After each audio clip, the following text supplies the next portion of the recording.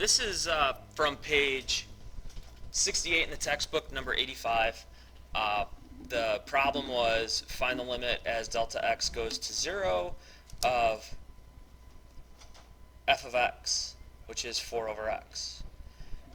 Now, this is the limit definition of a derivative, and we haven't done that yet since this is the limits chapter. So I'm going to show you the 5-step process on how to do this anyway. First thing we do is we want to do f of x plus delta x. And what this is you replace all x's with x plus delta x, then simplify. So I'm going to take, if f of x is equal to 4 over x, f of x plus delta x is going to be 4 over x plus delta x,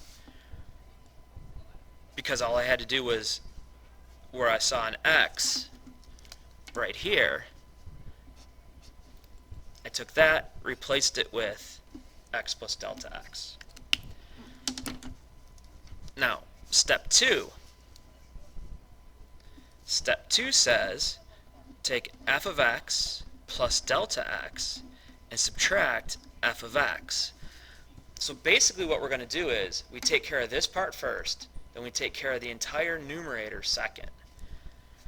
So this is going to be 4 over x plus delta x minus 4 over x.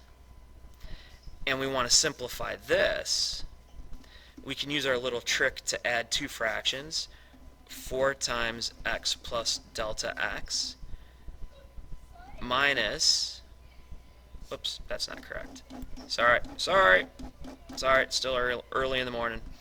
4 times x, so we have 4x, minus 4 times x plus delta x, all over x times x plus delta x. And what that's going to end up being is, we're going to simplify this down until we get 4x. Here, let me move that over here. My microphone was in the way. So we have 4x. Let me get rid of that guy.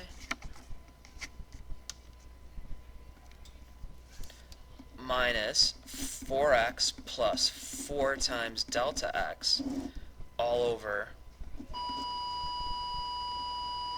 In this case, I'm going to actually multiply through x squared plus delta x times x.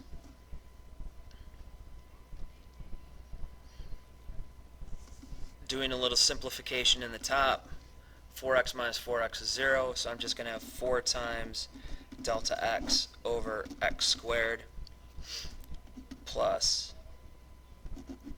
delta x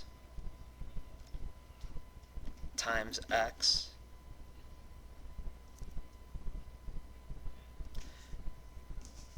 So that's step 2.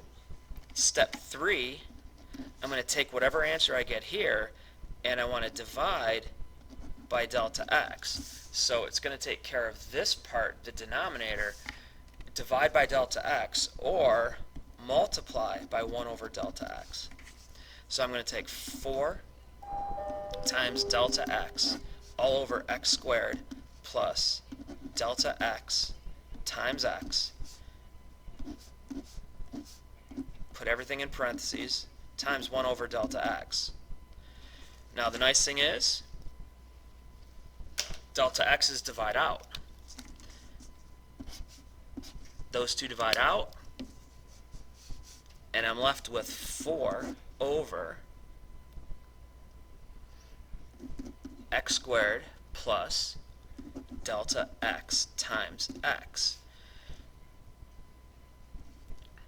So I guess it's a 4-step process.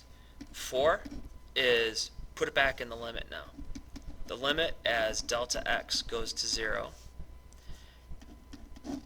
4 over x squared, well, I guess that would be step 4, plus delta x times x.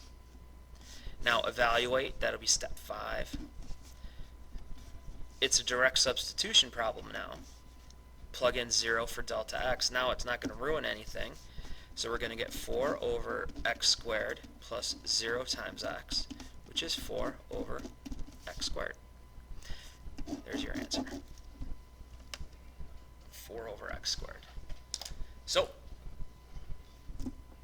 to recap, we got our problem. First thing, we're going to replace and set up f of x plus delta x. It's just a simple substitution. Wherever we see an x, we put an x plus delta x. Second step, subtract the two functions. Finish off the numerator of this fraction here. Finish off the numerator. We're going to have to do some algebra to simplify it down. We were able to simplify it down here. Third step, multiply by 1 over delta x. That will take care of, let me zoom that out so you can see everything now. Multiplying by 1 over delta x is going to take care of the denominator. We ended up dividing out the delta x's. We're left with 4 over x squared plus delta x plus x. And then we're left with, we put it back into the limit, and then we evaluate the limit. Now, this guy right here, just to tell you, this is the derivative of 4 over x.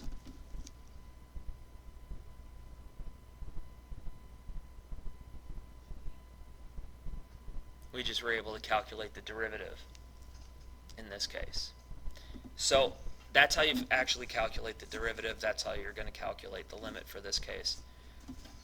And so a little bit of work, but breaking it down step by step makes it a whole lot easier.